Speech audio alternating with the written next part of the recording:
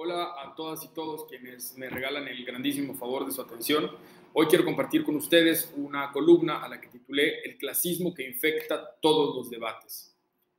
El debate sobre la participación cotidiana del ejército en tareas de seguridad pública dejó en claro que el problema de la violencia en México es también un problema de narrativa. Moralmente capacitados por nuestra cultura para asumir con naturalidad que los pobres no tienen los mismos derechos ni dignidad que las clases media y alta, nos resulta fácil emanciparnos de la responsabilidad que supone para cada mexicano el bienestar de todos nuestros conciudadanos. Prueba de ello es que cientos de legisladores respaldados por decenas de los más influyentes comentaristas de los medios de comunicación tradicionales consideran más urgente la necesidad de garantizar la libertad política, alejando cualquier peligro de convertirnos en una dictadura militar, que la necesidad urgente de contener la violencia que asola a millones de familias, la enorme mayoría de ellas pobres. Esta jerarquización de las necesidades de nuestro país solo puede tener sentido para quien no asume cabalmente y acaso ni siquiera comprende la responsabilidad que supone la igualdad que nos garantiza la Constitución. El aislamiento emotivo e intelectual que provoca el clasismo impide entender también que la agenda pública que se desprende de una decisión como esta nos incumbe a toda la ciudadanía, pues nos asigna tareas puntuales, empezando, por supuesto, por exigir desde la opinión pública y en las urnas el correcto actuar de las Fuerzas Armadas en las tareas que se les asignan. Es un hecho que el enorme incentivo económico que significa para los carteles del narcotráfico controlar una plaza de producción, consumo o trasiego de droga, así como el tejido social deteriorado que erosiona la capacidad de muchos individuos de sentir empatía por sus conciudadanos y amor por su país, ha creado un caldo de cultivo nutritivo para el surgimiento de ejércitos criminales eficientes en su tarea de generar terror y someter a la población en grandes porciones del territorio nacional.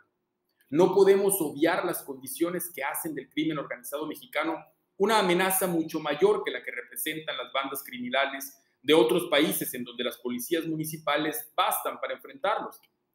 El crimen organizado en México tiene a unos pasos a la principal economía del mundo, la que más sustancias ilegales consume y la que más armas produce.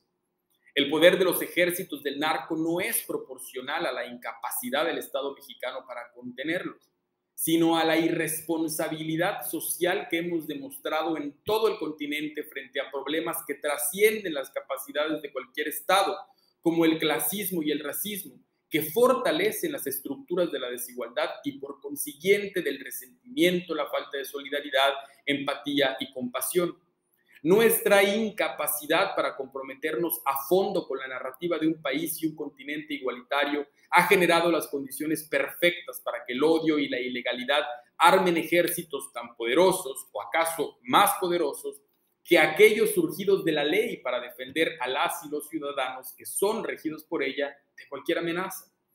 Y digo, comprometerse con esta narrativa, porque no es la única posible. Una nación puede articularse en torno a principios muy distintos a los de la igualdad y su narrativa no tiene que ser democrática. Puede ser manifiestamente oligárquica, tirana, dictatorial o déspota, entre otras.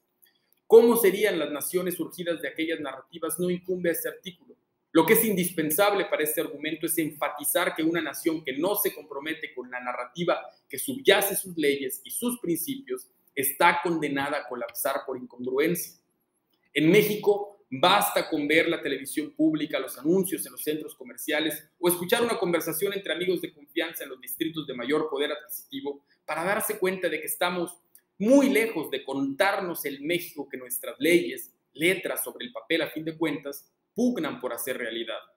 Las y los legisladores que se aferran a su convicción de oponerse a todo lo que emana de Palacio Nacional por despreciar la naturaleza de los compromisos y el estilo de gobernar de López Obrador. Las y los legisladores que rechazan lo que es obvio, que una noción sensata de una estrategia de seguridad eficiente solo puede acabar de construirse en el ejercicio del poder y no antes.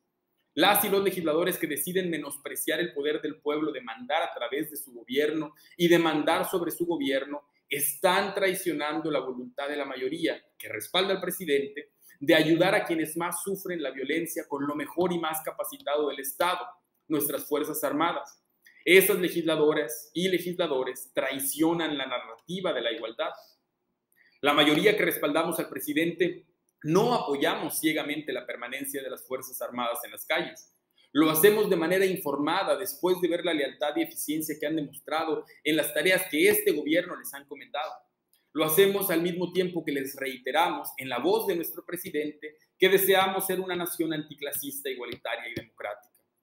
Lo hacemos teniendo fresco en la memoria el compromiso asumido por este gobierno de preferir los abrazos a los balazos cuando esa posibilidad es viable, porque no queremos el ejército en las calles para prolongar la guerra, sino para permitir que se fortalezcan las estrategias de paz que no cesan y a las cuales se destina cada año aún más presupuesto, las becas, las pensiones de los adultos mayores y programas como Sembrando Vida. Lo hacemos comprometidos con la narrativa que da sentido a nuestras leyes, la de un México en la que todas y todos merecemos vivir en paz. Gracias.